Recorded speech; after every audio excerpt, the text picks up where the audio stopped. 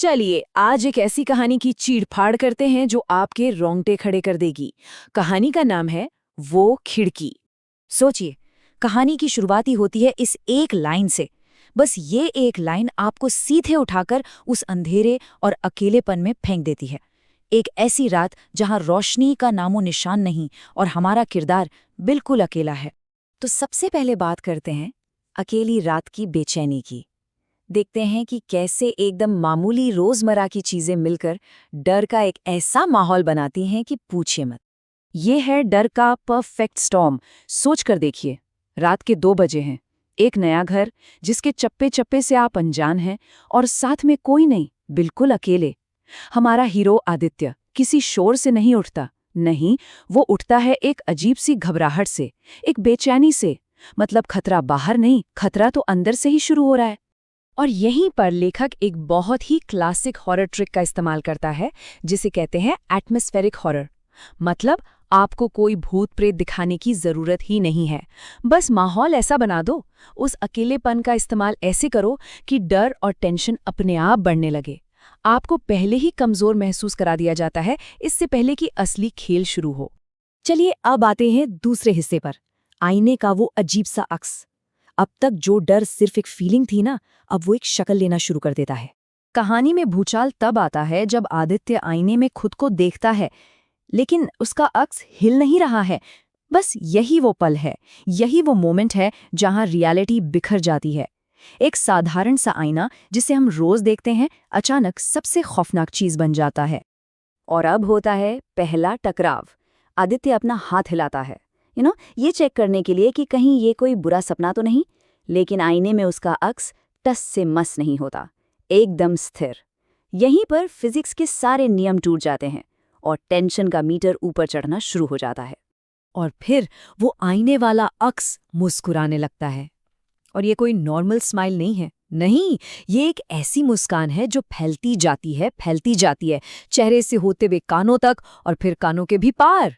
ये एकदम साफ इशारा है कि आईने के उस पार जो खड़ा है वो इंसान तो कतई नहीं है। साइकोलॉजी में इसे अनकैनी वैली कहते हैं।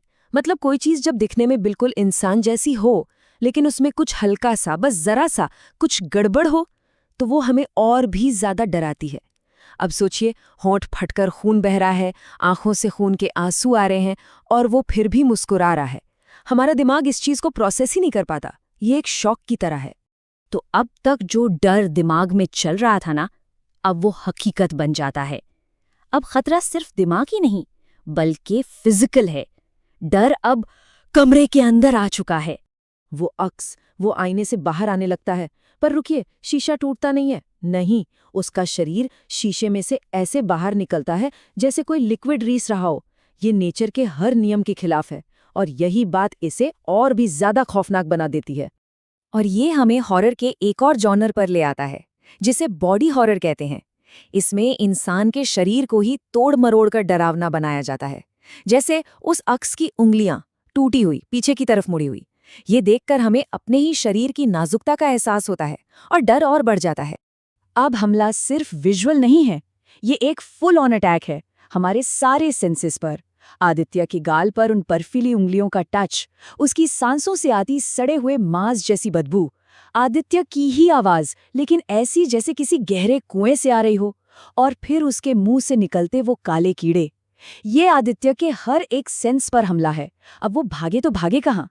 और अब आता है कहानी का क्लाइमैक्स, वो पॉइंट जहां आदित्य की दुनिया, उसकी रियलिटी पूरी तरह से तबाह हो जाती है। ये कोई एक हमशक्ल नहीं है, एक बिस्तर के नीचे से निकल रहा है, दूसरा दरवाजे पर खड़ा है, एक और छत से लटका है जिसकी गर्दन टूटी हुई है, और चौथा बिना आंखों वाला अलमारी के अंदर से झांक रहा है। सोचिए, ये एक सराउंड एंड ड्राउन अटैक है, चारों तरफ से घेर कर डुबो देने वाला। और सबसे डरावनी बात, वो सब के सब आदित्य हैं और वो सब मुस्कुरा रहे हैं। ये है असली खौफ, अल्टीमेट टेरर। लड़ाई किसी बाहरी मॉन्स्टर से है ही नहीं, लड़ाई तो खुद के ही अनगिनत डरावने वर्जन से है। भागने का तो सवाल ही पैदा नहीं होता, क्योंकि खतरा हर तरफ है और वो खतरा कोई और नहीं, खुद आदित्य ही है।